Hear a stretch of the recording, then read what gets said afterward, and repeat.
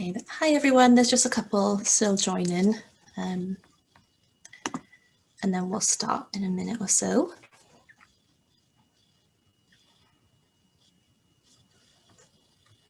Okay, I think everyone's in. So hi everyone, welcome to today's session on kind of securing your placement. I am an employability coordinator within the School of Management, and I'm joined by Morwenna, one of our consultants, and Amy and Caris, who are also coordinators. And you'll see Amy Riley, who was a recent grad, who is here to talk to you today. So we're just going to go through kind of some tips and advice on securing a placement, and we'll go through kind of more information on it, and there'll be a chance to kind of ask any questions that you have at the end. So feel free to pop them in the chat as we are kind of talking to you, and then we can kind of answer them at the end. But yeah, so I'll pass on to Amy if that's okay. Yes, hello everyone. Nice, thank you for inviting me to join today. So do you want me to just obviously speak a bit about my experience and stuff like that? Yeah, yes, please. Right, so I graduated from Swansea University in 2018, a few years ago now. But yeah, so I did my placement in actually a small business rather than a larger kind of placement scheme. But yeah, it was just as fun and just as good. So I actually work for Swim Wales now, which is the national governing body for aquatics in Wales. So I'm a sales and marketing executive for them. But I will say I wouldn't have got the job that I've got today if I hadn't done my placement and hadn't got the experience that I did. So definitely do a placement. They're really, really good and really useful things to do. So if I kind of go back to when I was probably in your position, in your shoes, so many years ago that was now, and when I was kind of looking for placements, I'll kind of start there. So I was, applying for different placements, different things that were kind of coming up, but I was kind of struggling with doing all the tests that kind of go with it, and applying for so many different things, and I was just getting rejection after rejection after rejection, and I was thinking, oh God, I'm never going to get a placement. What am I going to do? I don't sell myself very well when it comes to writing things down on TV or things like that. I'm better at kind of selling myself face-to-face or talking to people face-to-face than I am writing down. So I was really struggling to kind of get past that applying stage and filling an application form and kind of like, using my CV and stuff. I was struggling with that. The second year was kind of passing. I hadn't got a placement, and people started to get the placement. So you start to worry a bit. You think, oh, am I going to get one? Am I not? But then one day we had a guest speaker in one of our lectures. So it was a digital marketing lecture that we had, and a guest speaker came in from a small business that was in Swansea. He has a web design and development company and did digital marketing as well. And he came in and basically just said, talked about his business and what they offer and what they do.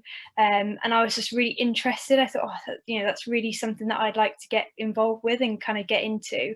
So I kind of just listened to his speech and was kind of taking notes and really kind of engaged with it. And then at the end, I kind of went and approached him before he left, and I just went up to him and said, I really enjoyed what you just said. I really enjoyed, your lecture there. Do you offer placements in your organisation? Is it something you've ever done? And he just turned around to me and said, no, we're a really small business. There's a small team of us. It's nothing we've ever done before. But I would, I'd be open to the idea of it. And so he said, email me your CV, email me a bit about you, what you'd like to do, what you'd like to learn, and I'll take a look at it. So I did. So I followed it up straight away that afternoon. I kind of sent him it all straight over, and I was really interested in what he did. And then he came back to me and basically just said, do you want to come in for a chat? Do you want to, have a bit of an interview type thing? So I did. I went to the organisation and went in, and we basically just sat down and kind of spoke about what they offered, what I'd like to learn, and kind of a bit of a vice versa situation, and how the placement would kind of work. So we did all that, and then he agreed to kind of take me on then for the 12 months and do my placement there. So it was a really unusual way of getting a placement, but actually it worked because I got to speak to him first, and I got to kind of show who I am, rather than kind of, you know, doing application forms and kind of failing at that hurdle. I got to kind of get my story across and stuff. So yeah, so really kind of what my point of my story is you know, think outside the box. Like, everyone's kind of doing the kind of mainstream thing, and everyone's applying and it's all saturated, but actually there's an opportunity around the corner that you might not know about, or someone you might know that can offer you something. So yeah, so kind of definitely think outside the box, don't turn away any opportunities, speak to people, connect to people, and kind of see where you can go, really. So yeah, so that was my experience in a nutshell. So yeah. That's awesome. Thank you, Amy. No Does anyone have any questions that they'd like to ask Amy at this point? No? You managed to carry on then working with them, didn't you, alongside your third year? Yeah. So I worked, I think it was up until the Christmas time, I was doing like some work for them as well, and obviously carried on my final year of studies. But then I was kind of conscious of applying for jobs, obviously, for when I graduated then. So I started kind of the process again, and was like applying for different jobs, and the grad scheme's very similar to kind of the placement applying kind of process and stuff. So it's like trying to apply for new things again. And then I kind of applied for my job at Swim Wales, and went for the interview for that in March of my final year. Wouldn't have got the job I've got now if I hadn't got all that placement experience, hadn't got all that stuff that I could say, I've done this, I've done that. And yeah, so then I started working for Swim Wales actually before I graduated, so it was a bit of a kind of an overlap of both kind of jobs, really. But I was really keen to kind of get into the working world and kind of get going, really. So yeah, so it was good. Awesome. Thank you, Amy. I think it's just really useful to kind of have a story from somebody who's done it a little bit differently, and to see just how kind of, I guess it was really easy. It worked out for you. I mean, it's not always going to be that easy, but it's worth an ask, isn't it? Yeah, exactly. And like, you just don't know, like, just ask people, or just, you know, sometimes you think, oh, they'll probably say no, and they might, and just, that's fine. Do you know what I mean? In life that happens, but you've just got to ask, and you've just got to kind of take any opportunities you can, and kind of just see where things will go. Because, you know, I was struggling with the, you know, placement applications, whereas other people are really successful at that. So everyone's kind of slightly different. So yeah, so just kind of just take every opportunity, really. Fab. There are actually some questions in the chat. So Jackson's asking, would you recommend going into a smaller business rather than a larger one? Well, I've never I mean, even the organisation I work in now only has 30 employees, so I've never really worked in a big, large organisation. So I can't say that, you know, anything's better or worse kind of situation, but there's definitely different points to it. And what I enjoyed about working in a small organisation is he actually asked me what would I like to learn and what would I like to do, and it was all very tailored around kind of my learning, and you know what do I want to do, rather than this is what you have to do type thing. So that was nice that, you know, I could work with the manager of the organisation, the guy that owned the company, quite closely, and he kind of tailored everything to what basically I want to learn. So that was definitely nice from a small business point of view. But again, I wouldn't say any's better or worse than the other, really. But yeah. Fab. Cool, thank you. And then we've got a question about, does Swim Wales still offer placements? They did last year, didn't they? Yeah, I think I think it was coming, but then COVID happened, and it's all just been a bit, you know, with pools closing and kind of the Olympics and stuff have all been pushed back, so it's all been really kind of up in the air at the moment. But definitely in the future, that's, you know, I know my department's always needing kind of support and stuff, especially on a commercial side and a business side, you know, now more than ever, really, with COVID, kind of coming up with new ideas and new ways to generate an income is definitely useful. So yeah, but potentially in the future, yeah. Is it me next? Yeah. Cool. Okay. So just to let you know, kind of just a brief what we're going to be doing. I'm just going to run through a different technique that you can use to look for placements. Then Karis, you're going to give some stats. Is that right? On kind of when people gain their placement, which will hopefully give you a bit more confidence that it's 100% not too late. And then we're going to give you a bit of an overview of some of the placements that we've got coming up that are kind of exclusive to SOM, which quite often come out later because smaller companies can't always think a whole 9 months in advance. And then Amy, I can't remember what you're doing. Just a mute. I'm going to just go through some mythbusters. So some, yeah, lots of common questions we get that we just want to make sure everyone's aware of. Awesome. There we are. Right. Okay. Am I able to share my screen, Kia? Yeah, you should be able to. Right. This is not by any means an in-depth slideshow. Where is it? Fab. Okay. Kia, did you have the poll? Actually, can you use a poll at the same time as a slide? Should be able to. Fab. Okay, we just wanted to kind of get a bit of a feel for where you're looking for placements. Where is your search kind of taking place? Can everybody see that poll? Yeah, everyone's. Yeah, are they starting? Yeah, brilliant. You know, are they allowed to pick more than one, Kia? Yeah. Okay, cool. Yeah, so pick as many that are relevant, but pick the main ones that you use if you can, just so we can get kind of a bit of a feel for where it is that you're looking. Okay, so about 42 of you now have kind of voted. So the majority is job sites, so 68% job sites. Then it'll be vacancy spreadsheet, about 36% of you. Employability, Instagram and Facebook's about 18%, and reaching out directly to companies is 20%. 20%, that's good. Okay, fab. This is kind of what we usually expect. I think most people rely on jobs boards. I guess that's the downside of you guys being so digitally native is, you know, the first thing we do is we go online. And we just want to kind of give you another option that I suppose ties in with what Amy was saying. And obviously seeing someone in person in your lecture isn't perhaps an option right now, although you may have guest lectures come in virtually, but it's not quite so easy to go and have a chat with them after.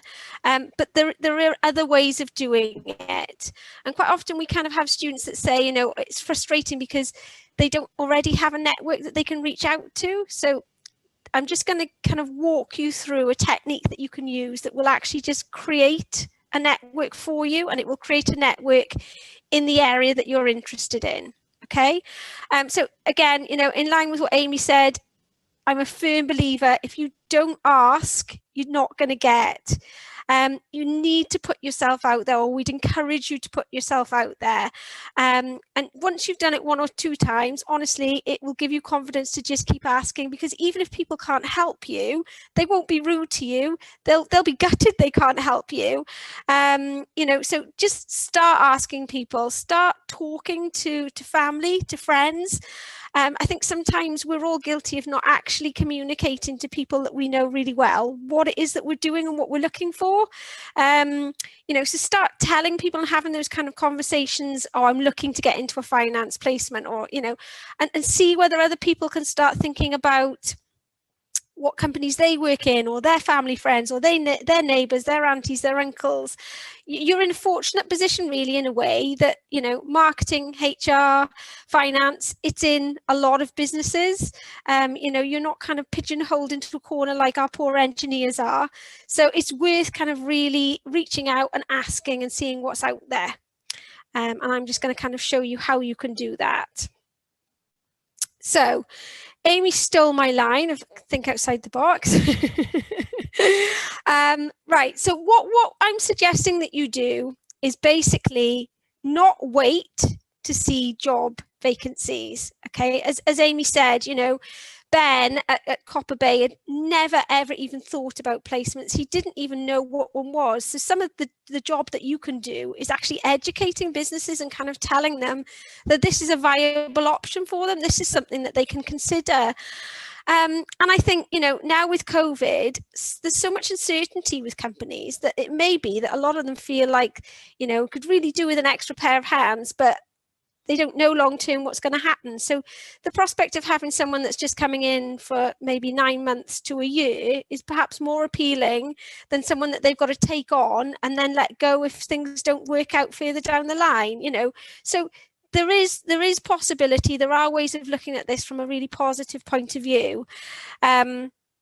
But as I say, companies might not even know that this option of having a placement student is there. So, what I'm encouraging you to do is kind of get out and start telling them about this. So this is a kind of a technique that you could use, and it has worked. It's worked for students before. So what you're going to do is you're going to start kind of playing the long game. And you'll see later on when we see the stats about when students get their placements, you have got until pretty much the 30th of September, if not later. We've had quite a few students before who started their placement or even got their placement in October. Okay, so you've literally got the lion's share of this year to start putting this technique into play, ready to start positioning yourself at companies' doors. Okay, so what I would advise you to do is kind of think about the location where you may ideally want to be on placement. So put a pin in the map, draw a circle as to where you can get to, whether you're using public transport or car, whatever, but where is it physically you can get to. And then start Googling companies that do what it is that you want. I mean, that might be a little bit hard if you're not quite sure. But still, you could look at good companies that are in that vicinity that you've circled. So if it's marketing, spend a day looking at all the different kind of marketing companies that are in that vicinity, or bigger companies that may have a marketing function. Okay.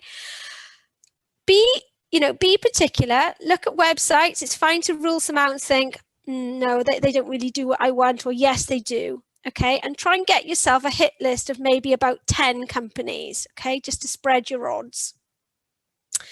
Write them all down on a spreadsheet and really put down as much detail as possible. So you're wanting to write down the company name, the company website, and why it is that you've decided that you might like them. So it may be that they work with the kind of clients that you're interested in. Maybe that it's a family business, it's quite small and that really appeals to you. It may be that you've seen they do a lot of fundraising, or that they're really ethical in what they do, their investments, whatever it is. Write down some really, really detailed notes as to why it is that you're interested. And coming back to what Amy said, what Ben said in that lecture really, really caught her eye, and she was really interested in what he said, and her managing to convey that to him was what actually got her noticed. If she just kind of gone up and said, oh, hi, I'm after a job, or I'm interested in marketing, then that might not have actually piqued his interest. It was the fact that she really kind of went into depth and said, what you talked about here is really fascinating, and I really enjoyed that. And I never, it was really honing down what he said that was particularly of interest to her. So I think the devil is in the detail here, as much detail and as many notes as you can make. Now, it doesn't matter that you can't see any vacancies on these companies' pages, okay? That's not an issue at all. We're actually kind of getting in touch with them to position ourselves for when something does come up, okay? So research, and then we need to reach out.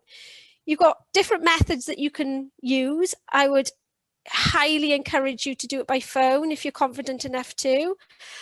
You could just send them an email, or you could contact them on LinkedIn. But if you're confident, there's nothing better than a phone call.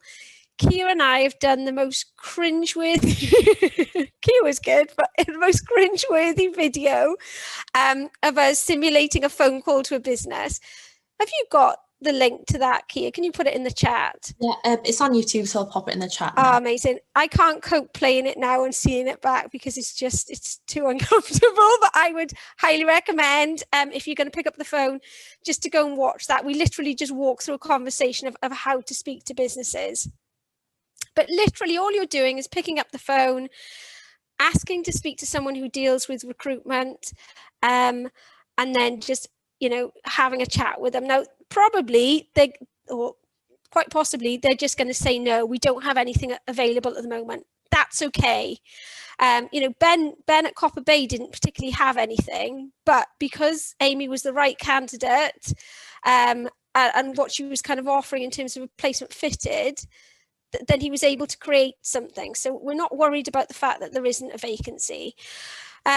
Ask if you can send through your CV. Ask them who the best person to contact would be. If you keep getting no's, again, that's absolutely fine. Say to them, I'm going to put a note in my diary. I hope that's okay. And in a month or 2 months, I'm going to reach out to you again, and I'm going to check if anything's changed. Even in normal times, things change really rapidly. Someone goes on maternity leave, somebody retires, somebody jumps job. There's often stuff that can't be foreseen, and companies have vacancies kind of come up out of the blue. So what you're doing is you're positioning yourself ready for those. Okay, so make a note of anything that you've discussed on that conversation. If they've said that they had grads in the past, or if they've said they've never had grads, anything at all, write it all down, so that next time when you speak to them, you can relay all of that back to them, and they can really buy into the fact that you listened, that you really want them, and that you're interested in them. Okay, so the key thing here is to do what you've said. So if you said, look, I'm going to send you my CV and I really hope you can keep it on file, send them the CV. If you said you're going to phone them again in 2 months' time to touch base and see if anything's changed, do it. Write the note, stick it in your Google Calendar and phone them. Okay? So you're going to do this with your whole list of companies. All right?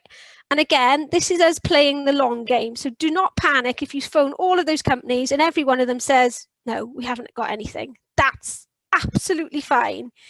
You are basically going to play the long game, and you're just going to keep phoning them every month, every 2 months, whatever timescale you've decided. So it gets to the point that as soon as something comes up, oh, actually could really do with someone in admin.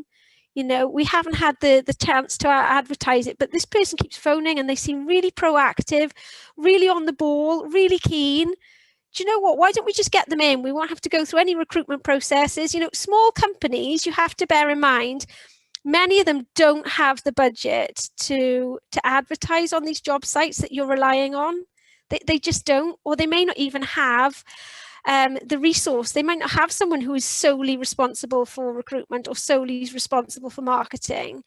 Recruitment processes can take a long time to kind of get through, but if the right person kind of lands on their door and is demonstrating month after month after month that they're really focused on your company, on their company, they're proactive, they're obviously organized because they're picking up the phone on the day, whenever they say they are, that can be enough to get you noticed. Okay, so don't be disheartened if 2-3 months in you're still not getting anywhere. This is about you making an impression over a long period of time, and as I say, you've got till September and October to get to a point where someone will have a vacancy and have a chat with you and kind of say, what is it you're looking for?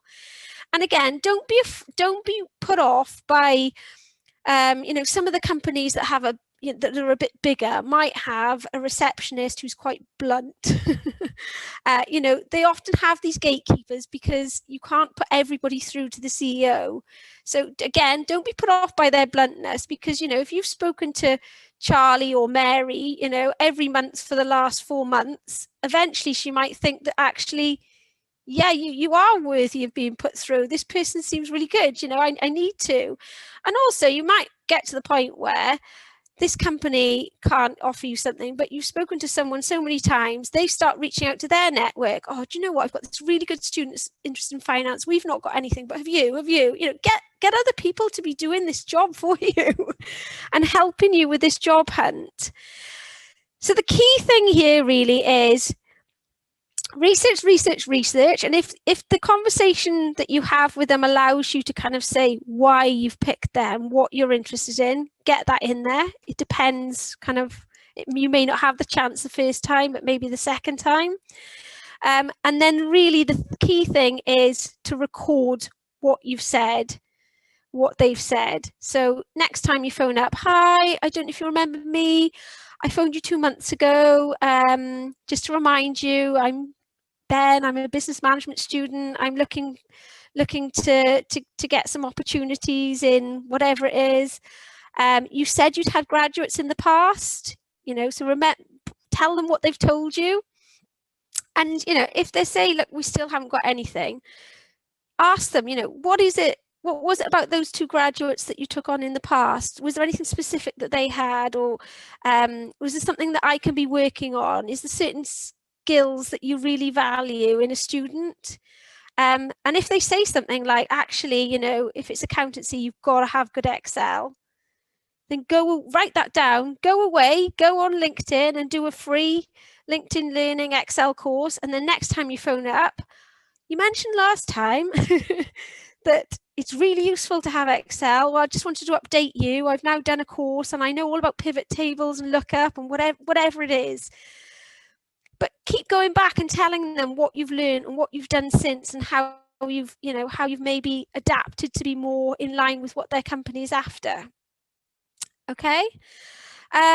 So that is the technique that I would encourage you to use. So I've literally just, as you can see, really, really not very in depth, just a spreadsheet, just detailing everything. Who you're speaking to each time. If they mention, oh, well, it's actually so-and-so who deals with recruitment, write their name down and ask to speak to them next time. Any email addresses and any tidbit of information that they give you that you can kind of throw back at them next time, so that they think, actually, you know, this person is really, really focused on us. They don't have to know that you are stalking another 9 or 10 companies. They don't have to know that. You know, they just really need to feel that you are absolutely focused on them, that you're happy with rejection, but you're still coming back and still saying, yeah, I know you haven't got anything, but I'm still waiting. I still want to roll with you.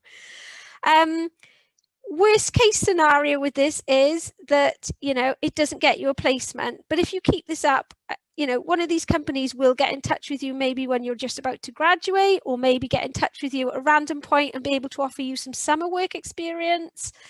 You know, be open-minded in your conversations.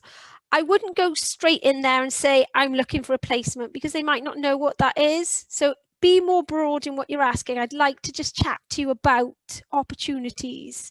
You know, thinking back to what Amy said, that employer didn't really know what an industry placement was. He hadn't had one before. So you're kind of introducing that concept to businesses and kind of having a chat. You know, if they think that you're good enough, that they will collaborate with you and kind of draw together a job description. I was in a session yesterday where one of our current placement students, she's in a small local business. And again, you know, she's just been doing this, that, and everything, because that's quite often what you have to do in a small business. There isn't really a set job description, but, you know, that they kind of, they form that together. So again, try to be fairly open in what you're asking of these companies. You know, if you go in and say, I only want this, then they may not be able to create that. But if you can say, look, I'm really interested in this, but, you know, I'm happy to look at other things, then I think you'll get more, chance. And then finally, I've just put on here about the bursary. I'm sure most of you remember it or have seen this, but I thought it was an opportune time to remind you. You know, what we say to students normally is, when you're having these conversations with companies, you can ask if you can go in and shadow them for a day, you know, when you're home, or when, you know, on a day when you're not in uni. Obviously, that's a bit harder right now because we're not in a physical world, but we may be by June. So I thought it would be worth mentioning to you. This bursary used to be to kind of cover your travel expenses and food if you're doing unpaid work experience, but you can use it for webcams, you can use it for microphones, you could use it for a Wi-Fi booster. So have a think about whether there's anything, or you can use it for these courses that we talked about. If an employer mentions, actually, we really would need someone who knows a little bit more about SEO optimization, then go and find a course and use this bursary to pay for it. Okay. One thing I would say with that is it's running low. So if you want to claim it now. Just say that you're going to buy a suit or something with it. They'll give you the money and then you can use it for the course or whatever you need it for further down the line. I'm going to stop waffling. Has anyone got any questions? Sorry, when you're sending your like CVs to everyone, is it the same CV? This might sound stupid, but is it the same CV for every company? Like, because I kind of want to, because I don't know whether I want to do, I know it's quite late, but like digital marketing or consultancy, and I'd be happy to do either. So I'm not too sure whether to do a different CV or... So normally we would always tell you that you need to tailor a CV, that you're not going to get anywhere if you just kind of send a generic one. However, it's a little bit different when you're kind of speculatively sending something, because you're not responding to a role, you're applying to the company. So I think if you can put something in that you know is going to be of interest to them, so don't send the consultancy one to the marketing one and vice versa. But you probably don't need to tailor it quite as much, because they're not kind of telling you that this is what they're looking for. So you need to kind of gauge that from their website, or you could maybe put something on your CV. I saw that you specialize in this. This is why I'm applying to you. This is what appeals. Okay. And also, like, because I only worked as a shop floor worker in Asda, and also just helping kids swimming. Would I put that on there? I know it just shows experience. I don't know if that's... Absolutely. Please don't ever think I've only done this or I've only done that. Realistically, you guys are like, you're only 18, 19, 20. You cannot possibly have a massive wealth of experience you're not going to have. So, quite often I think it is about you as a person, that kind of confidence that you can show by reaching out to companies, that resilience, that proactiveness, that communication. That's what will win them over. Amy, do you mind, did you have kind of in-depth marketing skills when you applied to Ben? No, not at all. Not at all. I mean, at the time, all I really learned is stuff that I'd learned in first year and part of second year of university. I had no clue about social media management, Facebook ads, Google ads, nothing. I didn't know anything about that. And I was honest, and I said, I'm interested in learning about it, but I don't have an experience. But he didn't want that. He wanted someone that he could kind of, work with the team, but also could learn these things. And he gave me opportunities to sit there and, do the Facebook ads, learning program and things like that. So don't worry that you haven't got experience at all. That's what your placement's there for, is to kind of build that experience and start learning things. So don't worry about that at all. As long as you can show you're interested in something and you're interested in learning it, and you're willing to learn, and you're willing to kind of put yourself out there, that's what people want. People don't want you to have all the skills. They just want a flexible person that's ready to learn, really. Okay, thank you. Thank you, Amy. Right, there's one or two other questions. Will bigger companies still continue to put vacancies online? Absolutely. Don't ditch your other job search just to do this. Try and do the both if you can simultaneously. There was one thing worth noting. When COVID first hit, a lot of companies they just hit pause because they didn't know where the business was going to be going. They didn't know where the vacancies were going to be needed further down the line. And also a lot of them weren't able to adapt quickly in terms of online recruitment processes. So I think you might find that this year there may be still lots of vacancies coming out, whereas before, previous years they may have put them out earlier. I think that there will continue to be a drip feed, and certainly as things start to look more positive and businesses feel like they can start kind of getting back on an even keel, really getting their focus back in order. I think don't be disheartened if you think you can't find enough now. They will still keep opening, and I think more than perhaps in previous years. You know, later on, because companies will figure it out as they go along, hopefully. What else have I got? So someone said, would it be good to send a cover letter as well as a CV? Absolutely. Any information you can send them as to why you're interested, why have you picked them, why are you phoning them every month? Tell them, absolutely. I think, you know, the first time you maybe reach out to these companies, it's going to be quite not a massive task. You need to probably put 1 or 2 days aside to do it. But once you've done that, it's literally a couple of phone calls, you know, every month, every 2 months, just to keep touch and keep base, you know, touch base with these companies so that you're on the horizon as soon as something comes up. You know, they're thinking of you and thinking, right, let's get that person and have a chat about what they're able to do and, you know, what they can offer. I think that is all in terms of questions in the chat. Anyone else got anything before I pass on? Please, a minute. Sorry, I want to chip in some a few questions as well, because I according to what I learned, like because I've worked for like different companies. What kind of company I worked before? Because I've been in this maybe working company like maybe restaurant and bar. That's what I've been doing as well when I came to the UK. So apparently I'm just thinking like after the, maybe if you want to apply for a job, I don't think it's necessary to put those kind of experience, blah, blah, because in the UK, what I've learned, and they want you to start from the scratch, from not saying like, this is like, for instance, I've got these 2 degrees and I'm going to like showcase them to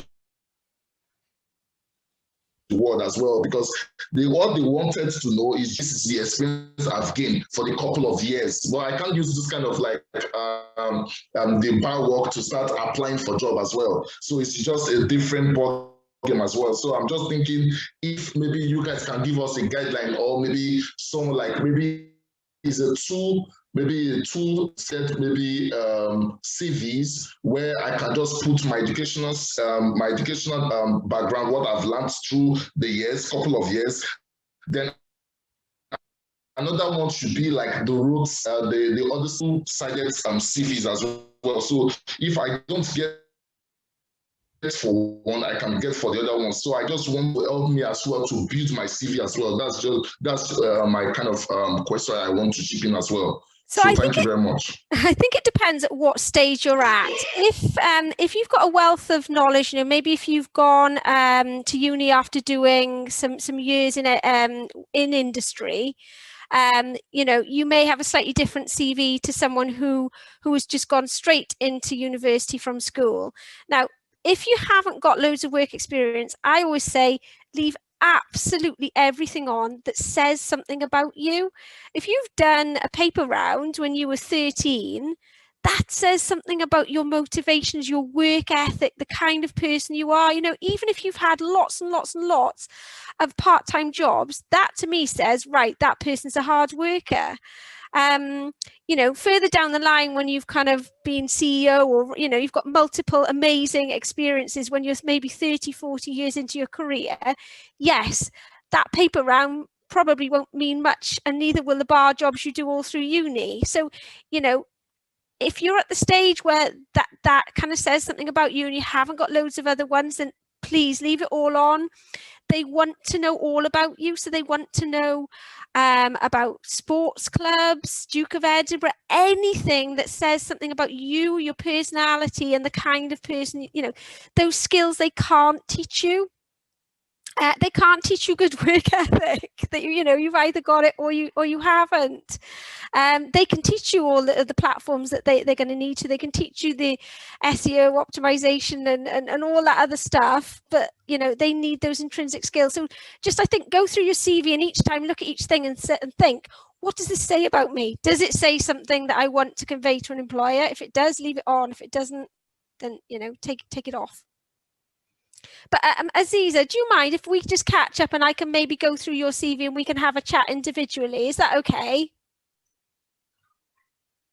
Yeah, it's okay. Yeah, thank you very much. Yeah, it's okay. Fab. Hang on, there's 2 more questions. Sorry, I'm looking for placements at the moment. Before me, a placement seems to be that I'm not second year predicted grades. So we're querying not having predicted grades. Is that right? Hang on. Again, don't let that hold you back. You know, some of these companies, it is a case of they will use computer generated. It's very much kind of computer says no. But if you've got something different or an extenuating circumstance, reach out to these companies. They are humans. Maybe put your application in and then send up a follow email to HR saying, look, I don't have my predicted grades yet, or whatever it is. You know, don't let not having full information or whatever stop you. Just get in touch with these companies, and you can get in touch with big ones as well. If you've kind of always had your heart set on a certain company and you can't see any placements, reach out and ask them why they haven't got any placements. And tell them what a placement is, and see if, you know, see if they can do it. It doesn't just work with tiny companies. You speak to the bigger ones and, you know, see what they can do. I've also got work experience would be valued if it's from my home country. Absolutely, any work experience is valuable. Doesn't matter where you've done it. Doesn't matter if it was paid or unpaid. If you've been volunteering and doing some marketing work, you've still got that marketing experience. Another employer doesn't really care whether you were paid or not for that. You've still got that knowledge and that ability. So yeah, I would say any work experience from any country is definitely valued. I think that's it for questions. Shall I pass on? I feel like we're running out of time. Hi everyone, I'm Caris and I just want to run through some placement data for you. I know probably your minds are probably all over the place. You're in lots of different rumours, which I'm sure Amy can bust some of those at the end. However, I just wanted to give you some figures that put things into perspective a little bit more. So this rumour goes around every year about how you need to get a placement by December, and we can tell you that is not true. As Moana has said, since the start of this today, you have literally until the end of September of, you know, starting your final or third year. So most of our placements in 2020 were actually confirmed in the month of June. So this is obviously absolutely months away. So you've got plenty of time and going forward from here. So our highest sort of confirmations second to June were actually in August, which we had really high numbers. We also had 4 students confirm placements in October. So you know, you'd have started final year at that point. We had students who even started, and before that 2-week enrolment ended, they managed to secure a placement. They switched back onto the 4-year degree and they started their placement. So we're super flexible with it. So I hope those sort of those first figures give you a bit of an idea of sort of when students confirm placements. So that sort of then follows into sort of when companies may, you know, start getting back to you and may, you know, have your final stages. So a lot of companies, you may look at our vacancy spreadsheet and think, well, there's no roles on here I want. There's no companies on here that I want. That does not mean that these will not come. So to give you a bit of an example of some companies that didn't even start closing their placements until earliest, these were in April. Most of these were still open, you know, going forward to into the early summer.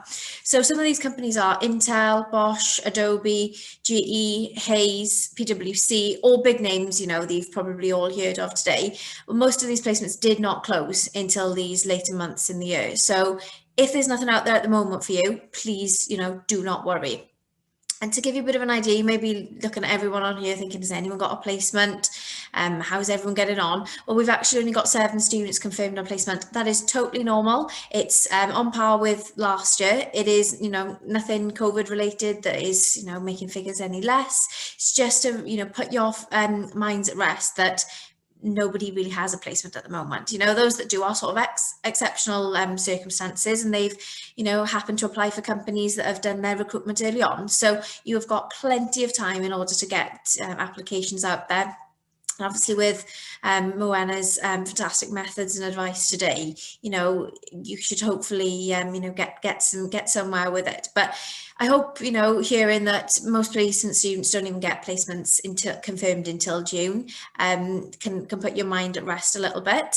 You know, if there's anything, any questions you have, we'll take at the end, but I'll pass over to Kia to go through a couple of examples of different opportunities. Thank you.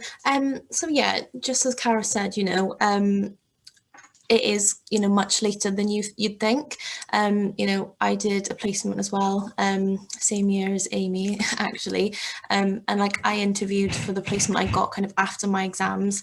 I was kind of on the fence of whether I was going to transfer back onto kind of third year or not. And I think definitely, you know, don't do it until you really have to. I think, you know, you're going to clock out really if you kind of make that decision kind of too soon. You know, like we've all said, you do have right up until kind of October to make that decision. So yeah, you know, like Caris and everyone else has said, you know, something might come up kind of August time that you might think, oh yeah, that's for me, I'm going to apply. So just to give you an idea of that, for example, one of our SOM exclusive placements, so for anyone who doesn't know what they are, they're just SOM exclusive roles are just kind of just for School of Management students, does what it says on the tin. It's a lot less competition for you, and you know, offers really good experience as well. So for example, the NHS, for the last 2 years now, they've taken on 5 students. They didn't even think about kind of opening their placement roles until end of July. That goes for both years that they've done it. They didn't even interview until kind of end of August, and students didn't even start until kind of end of September. So you know, there are kind of lots of companies in that position. There is a company called Buwelco, who is actually just across the road from Bay Campus. They were quite late. I think the students started in October. I even think one student was actually starting her lectures, got the offer and kind of swapped back. So, you know, don't think, oh, I haven't got one now, then that's the end of it, because it's definitely not. And just to give you kind of an idea, those SOM exclusives do tend to be kind of quite local. So I know a lot of you might be worried about kind of accommodation, whether to sign on with kind of your friends now or whether you should leave it. You know, if you do kind of want to stay in Swansea, there are, you know, definitely opportunities there.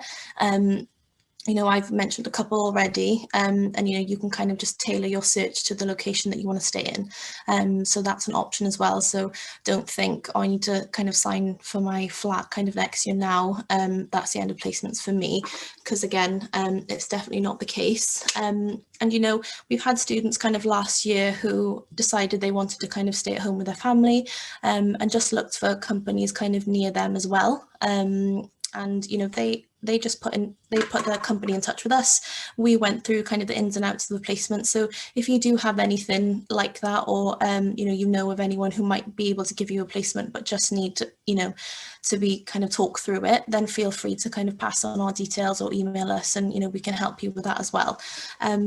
So yeah, I hope that kind of gives you more of an idea of kind of what's to come. Again, you know, a lot of our SOM exclusives don't get released till about kind of March, April.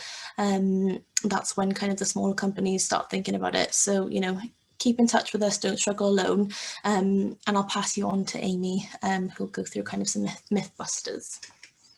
Hi, thanks, Kia. I'm conscious we're running out of time, so I'm literally going to just sort of whiz through these, and some of them have been answered throughout anyway. It's just quite a few common questions that we get from students who are applying for placements, and they seem to be the same ones each year. So we just want to make sure that we can, you know, make sure you're aware of what's true and what's false. So as I said, I'll whiz through because I know we're running out of time, and any questions then just stay on at the end and we can answer them for you.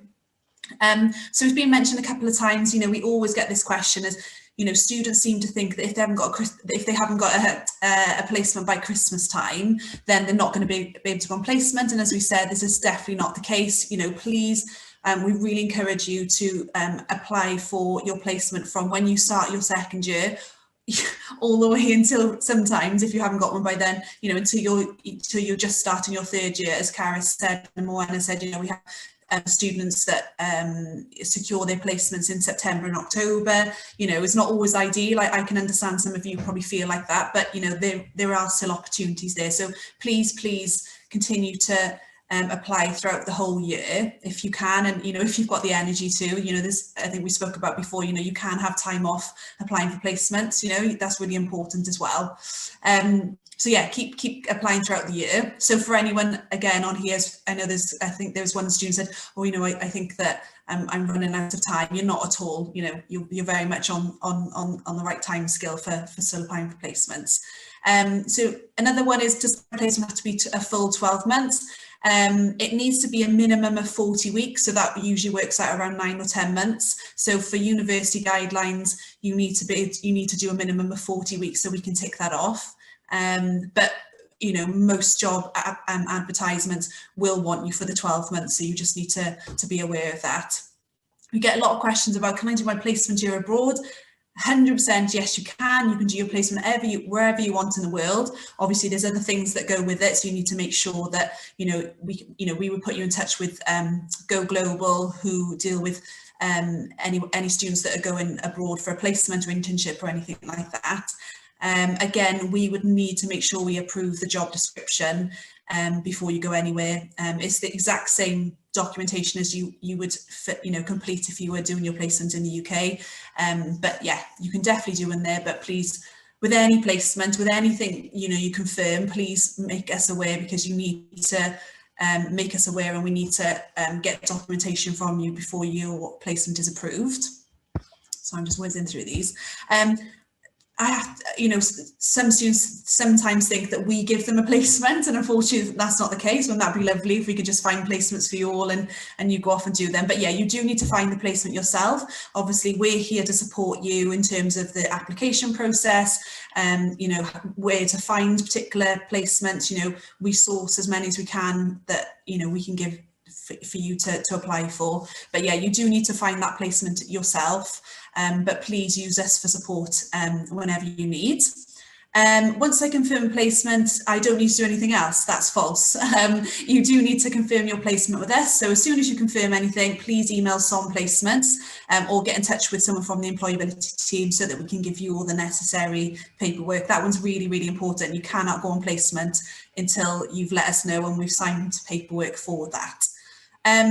Employability skills module, so you have to pass that to go on placement. So for any students who are doing it this term and are hoping to go on placement next year, so you just about going into your third year, you need to pass that to be able to go on placement. So that's really, really important.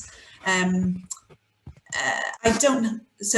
of the myths, I don't pay tuition fees whilst I'm on placement. That's false. So you do still pay a tuition fee, but it's a reduced fee of 20%. So it's 20% of what you normally pay.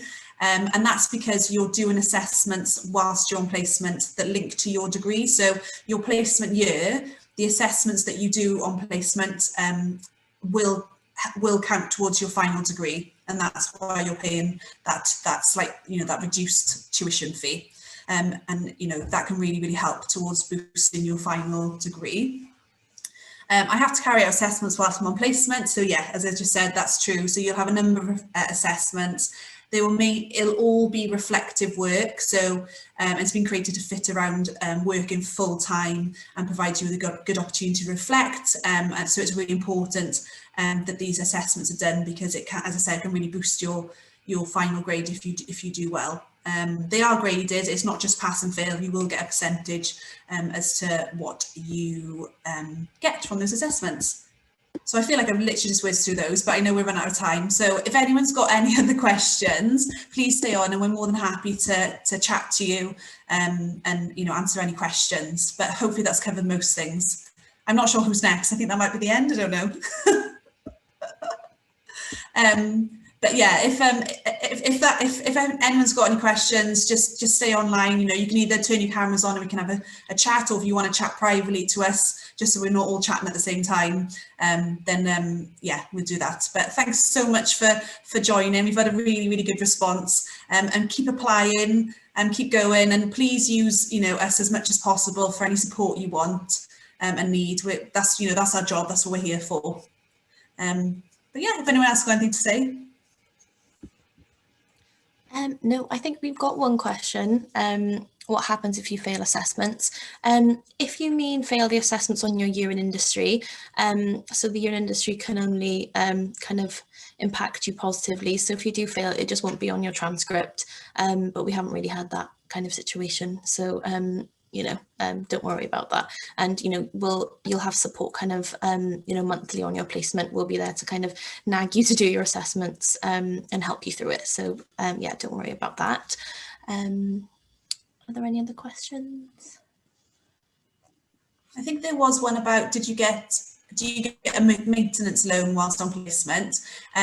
So you can still have access to it. You obviously need to let student finance know that you'll be doing a placement, and then they base your loan on how much your salary is. So you're probably not likely to have access to the full amount as you usually would, because you're earning a salary. So it completely depends on what you're earning in terms of your salary, on what you're allocated then for your maintenance loan.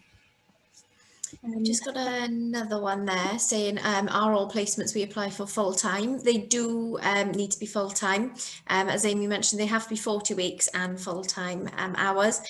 There may be some roles out there that are not full-time. However, in order for it to qualify for a School of Management placement, it does have to be full-time. I have put the link to the booking system, so if you do kind of want a one-to-one chat or any kind of specific help, then please feel free to book in with us, and we can chat to you and help you as much as possible. Just also a mention of our social media pages. We have a Facebook group, and we also have a Instagram page where we post some fantastic opportunities on there. So if you are on Instagram, it's SOM Employability. Just follow us on there. We post every single day, lots of opportunities, and really good way for you to see what new roles are out there. And is it SOM Careers, the Facebook page? Yeah. So I can see we have a quick one saying, do we have Twitter? Employability team don't have a Twitter page, but I believe the School of Management does as a whole. However, for all jobs, opportunities, any upcoming events, any different opportunities, we will post those on our Facebook and our Instagram pages.